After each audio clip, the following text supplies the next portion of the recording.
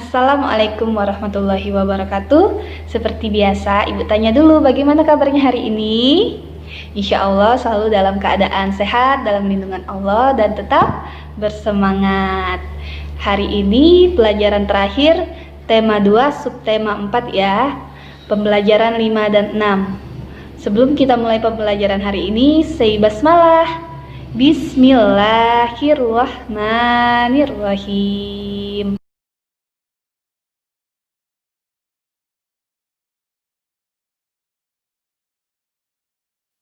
Baiklah, kita langsung mulai saja pelajaran pertama, yaitu menjelaskan atau menceritakan kembali isi dongeng. Dalam menjelaskan atau menceritakan kembali isi dari sebuah dongeng, hal-hal yang perlu diperhatikan adalah unsur intrinsik yang terkandung di dalamnya.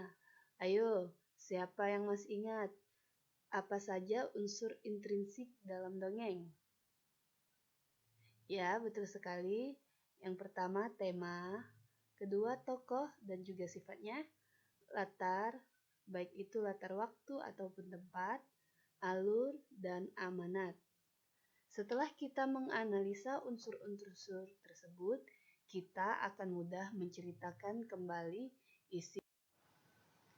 Sebagai contoh untuk menceritakan kembali sebuah dongeng, kita dapat lihat pada buku halaman 112 ada cerita tentang kera dan rusa. Yang pertama kita tentukan temanya. Temanya adalah rasa terima kasih atau balas budi. Lalu tokoh dan sifatnya. Ada dua tokoh yaitu kera, sifatnya baik hati, dan rusa, sifatnya tahu balas budi dan suka berterima kasih. Kemudian latar. Latarnya hanya menunjukkan waktunya yaitu siang hari dan tempatnya di hutan. Kemudian alur. Karena cerita ini menceritakan tentang rusa yang mencari air untuk diminum sampai ia menemukannya, berarti ceritanya alur maju. Dan yang terakhir, amanat, yaitu kita harus saling tolong-menolong agar suatu saat kita juga akan ditolong oleh orang lain. Dan kita juga harus tahu balas budi. Nah, dari rangkaian unsur intrinsik tersebut dapat kita ceritakan kembali, yaitu cerita itu tentang seekor rusa yang mencari air untuk diminum pada suatu siang hari di dalam hutan. Tetapi setelah berjalan jauh, rusa tidak menemukannya. Kemudian rusa bertemu dengan seekor kera. Kera tersebut memberitahukan bahwa ada sebuah danau yang dekat dari tempat itu dan airnya cukup jernih untuk diminum. Kemudian setelah menemukan danau itu, akhirnya rusa meminum airnya dan rasa hausnya hilang. Kemudian dia berjanji kepada dirinya sendiri agar ia akan membalas budi kera tersebut. Ketika di perjalanan pulang, rusa mendengar suara menangis dan minta tolong. Ternyata itu adalah kera yang tadi memberitahunya tentang keberadaan danau. Kera tersebut terperosok di dalam sebuah lubang semak-semak. Nah, jadi sebagai rasa terima kasihnya, rusa menolong kera tersebut. Nah, mudah bukan untuk menceritakan kembali tentang isi dongengnya? Itu tadi adalah contohnya. Selanjutnya, ayo berhitung masih tentang pecahan. Hari ini kita akan belajar tentang pecahan senilai.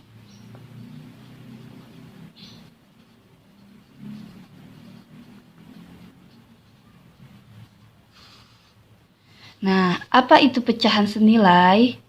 Sebelumnya, mari dengarkan penjelasan Ibu mengenai gambar ini. Kita kemarin telah belajar pecahan itu berasal dari bagian suatu benda yang sama besarnya atau sama rata. Jadi, apabila mereka dipotong atau dibagi sama rata, maka bisa disebut dengan pecahan. Apabila tidak dibagi sama rata atau tidak dibagi sama besar, maka itu bukanlah pecahan. Nah, kita perhatikan, di sini ada gambar apel. Di sini ada 2 potong, dan yang ini ada 4 potong. Apel ini, nah lihat kedua apel ini mulanya berasal dari 1 buah apel. Bedanya, yang ini dibagi menjadi 2, sedangkan ini dibagi menjadi 4. Apabila kita tulis 1 bagian dari apel ini, maka akan menjadi seperti ini. Ini 1/2, dan ini juga 1/2. Dan kita perhatikan, apel ini setiap potongnya adalah 1/4, 1/4, 1/4, dan yang ini 1/4. Nah, disinilah Ibu akan menjelaskan tentang pecahan senilai.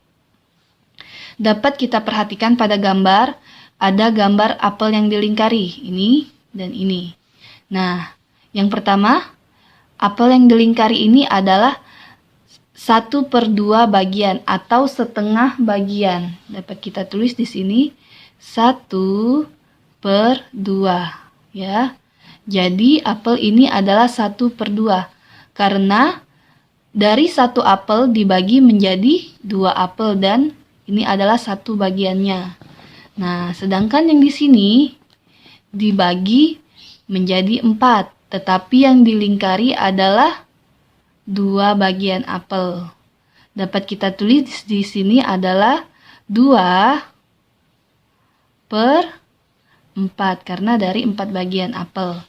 Nah, asal 2/4 ini dari mana kira-kira? Kalau kita perhatikan lagi, apel ini, yang 2 ini ya, 2 ini dan 2 ini, berasal dari setengah apel. Berasal dari 1/2 apel, 1/2 bagian apel. Jadi, dari bagian ini, dari bagian setengah ini atau 1/2 dipotong lagi sehingga menghasilkan 2 bagian. 2 bagian dari setengah. Dan yang ini juga dibagi menjadi 2 bagian. Nah, jadi 2 bagian ini sama dengan setengah apel. Ya, jadi 2 bagian ini sama dengan 1/2 apel karena 2/4 ini berasal dari 1/2 apel. Jadi, yang senilai itu adalah ini 1/2 dan 2/4. 1/2 sama dengan 2/4. Ini adalah konsepnya ya. Jadi kita lihat gambar, karena ini adalah setengah apel dan ini juga setengah apel. Kalau digabungkan, nah yang 2 bagian ini akan menjadi 1 kan? Atau menjadi seperti ini. Begitupun juga yang sebaliknya, ini akan menjadi bentuknya seperti ini. Nah, untuk pemahaman selanjutnya lagi, kita lihat di sini ada gambar 1, 2, 3, 3 kotak yang masing-masing dibagi menjadi 2 dan dibagi menjadi 4 serta dibagi menjadi 8. Kita perhatikan, kalau kita tidak memperhatikan jumlah kotak-kotaknya ya, lihat di sini bagian yang diarsir pada kotak ini adalah sama besar. Ya. Bagian sini, sisi kirinya sama besar semua yang diarsir, tidak ada yang beda. Nah, jika kita lihat gambarnya, sama semua. Kemudian kalau kita lihat pembagiannya, ini adalah, yang diarsir ini adalah 1/2. Kemudian kita lihat yang ini kotaknya 1, 2, 2, 3, 4. 2/4. Dan yang ini juga 1, 2, 3, 4. 4 dari 1, 2, 3, 4, 5, 6, 7, 8. 8. Jadi ini adalah 4/8. Nah, 1/2 ini sama dengan 2/4 sama dengan 4/8. Kenapa? Karena lihat gambar yang diarsir sama besarnya, meskipun jumlah kotaknya berbeda. Tetapi yang beda itu apa? Hanya bagiannya saja, tapi jumlah kotaknya atau besar kotak ini sama besar. Nih, sama besar. Warna yang diarsir juga sama besar. Kemudian, kotak yang ini, yang 4 bagian ini, berasal dari sini. Jika kita lihat ini, 2 bagian ini, jika kita tambahkan garis seperti ini, maka jumlahnya akan menjadi sama dengan 2/4. Ya, sama kan? Nah, jadi sudah dapat terbukti kalau 1/2 sama dengan 2/4. Kemudian kita buktikan lagi. Jika ini sama dengan ini, maka kita buktikan. Apakah yang kedua ini sama juga dengan yang ini? Dapat kita tambahkan lagi. Di sini ada garisnya. 2 garis lagi. Tambahkan 2 garis lagi. Set, set, set, set. Nah, jika ditambahkan garis lagi, maka sama besar kan? Maka terbukti juga 1/2 sama dengan 2/4 juga sama dengan 4/8.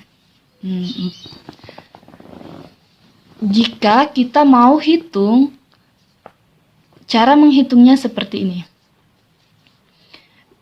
Disederhanakan. Disederhanakan itu bagaimana caranya? Yaitu dibagi sampai angka itu tidak bisa dibagi lagi. 1 tidak ada pembaginya lagi kecuali 1 kan? Jadi tetap 1/2. Disederhanakan.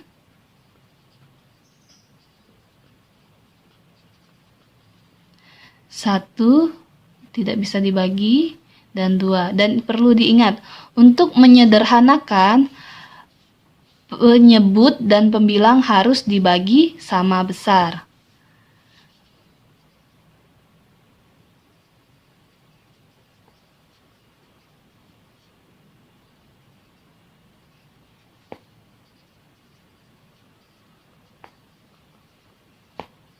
Dibagi sama besar.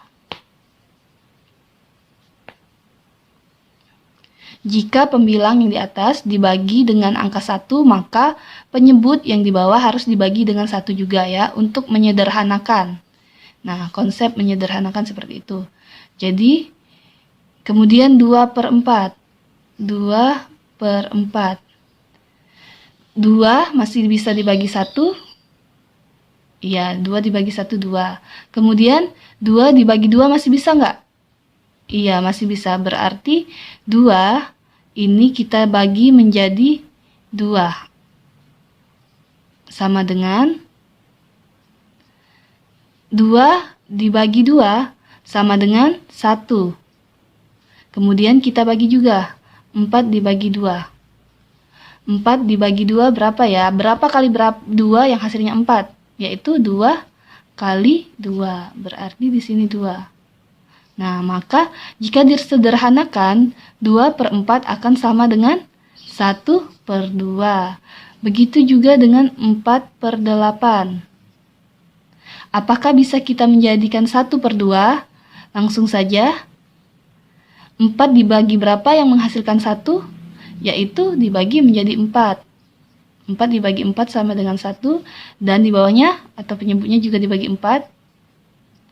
4 kali berapa yang hasilnya 8? Ya, 4 kali 2. Nah, jika disederhanakan, 4/8 akan menjadi 1/2. Nah, itulah. Maka 1/2, 2/4, dan 4/8 itu pecahannya itu senilai. Itulah yang disebut dengan senilai. Nah, jadi untuk mengetahui senilai atau tidaknya, selain dengan penyederhanaan ini, kita perlu perhatikan. Yang pertama itu melalui gambarnya saja ya. Jika Ananda paham tentang konsep gambar ini, maka Ananda akan tahu apakah senilai atau tidak. Nah, kita lihat gambar selanjutnya. Ada 3/6 dan 4/8. Jika kita perhatikan, kedua gambar ini adalah lingkaran yang setengah gambarnya sama-sama diarsir.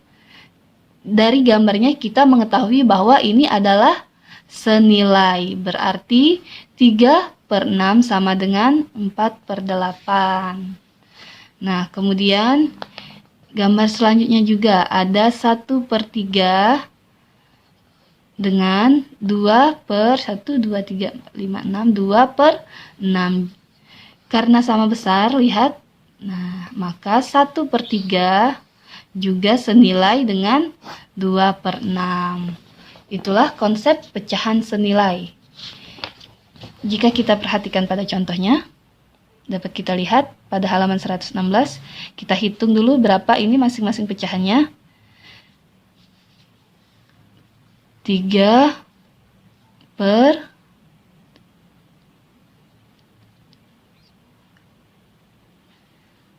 12, 2/4, 2/3, 3/6,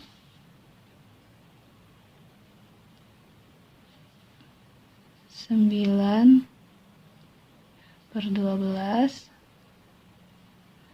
4/16, 3/4, dan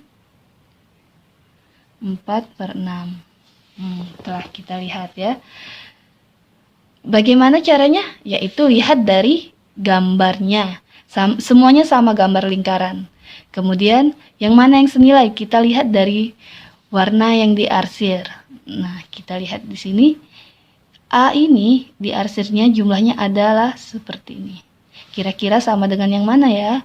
Yang di ujungnya saja? Iya, sama dengan yang F. Berarti A sama dengan F. Atau 3/12 sama dengan 4/16. Ini yang pertama. Kemudian B, setengah bagian. Yang mana setengah bagian yang diarsir yang sama? Ya, sama dengan D. B sama dengan D. Atau 2/4 sama dengan 3/6. Sekarang yang C. Kira-kira yang mana ya yang sama dengan C jumlah arsirnya, besar arsirannya? Yang ini tadi sudah kita coret ya. Tinggal E, G, dan H. Yang mana? Iya, adalah yang H. C sama dengan H, yaitu 2/3 sama dengan 4/6. Dan yang terakhir ada E. E sama tidak dengan G, karena ini G-nya sama E yang belum dicoret ya. Nah, lihat jumlahnya sama besar nggak? Iya, sama besar. Karena sama besar, maka E sama dengan G. Atau 9/12 sama dengan 3/4. Jadi begitulah. Untuk mengetahui pecahan senilai, kita perhatikan gambarnya. Walaupun jumlah kotaknya berbeda, jumlah garisnya berbeda, kita lihat sebesarnya warna atau besarnya bagian yang diarsir. Jika bagiannya sama, maka pecahan itu senilai. Pelajaran terakhir untuk hari ini yaitu peran setiap pekerjaan di lingkungan kita tinggal dan menghargainya. Seperti yang telah Ibu jelaskan pada pembelajaran sebelumnya, setiap pekerjaan mempunyai tugasnya masing-masing. Begitu juga dengan setiap warga di lingkungan kita juga memiliki peran dan pekerjaan atau tugasnya masing-masing. Seperti ada petugas keamanan yang berperan menjaga keamanan lingkungan. Dan juga ada petugas kebersihan yang berperan menjaga kebersihan lingkungan. Dan ada juga ketua RT, yaitu ketua rukun tetangga, bertugas memelihara kerukunan dan kebersamaan antar warga masyarakat. Seperti halnya pekerjaan pada umumnya, peranan setiap warga tersebut juga sama pentingnya. Karena sama penting, kita harus menghargai peranan dan pekerjaan tersebut. Karena jika tidak ada mereka, lingkungan di tempat tinggal kita akan tidak nyaman. Misalnya, tidak ada petugas keamanan, tentu tidak ada yang akan menjaga keamanan lingkungan sekitar kita. Jika tidak ada petugas kebersihan, maka lingkungan tempat tinggal kita akan menjadi kotor. Begitu juga jika tidak ada ketua RT, tidak ada yang memelihara atau membersamai kerukunan setiap warganya. Nah, jadi peran-peran tersebut juga sama pentingnya. Maka dari itu, kita harus menghargai setiap peranan dan pekerjaan orang-orang di lingkungan sekitar tempat kita tinggal. Selesai sudah pembelajaran kita pada hari ini. Karena telah selesai materi subtema 4, maka setelah ini akan ada latihan soal. Kerjakan di buku tematiknya, buat soal dan jawabannya dengan rapi. Kita akhiri pelajaran hari ini. Say hamdalah, alhamdulillahirabbil alamin. Wassalamualaikum warahmatullahi wabarakatuh. Seperti biasa, jangan lupa like, subscribe, dan komen-komen.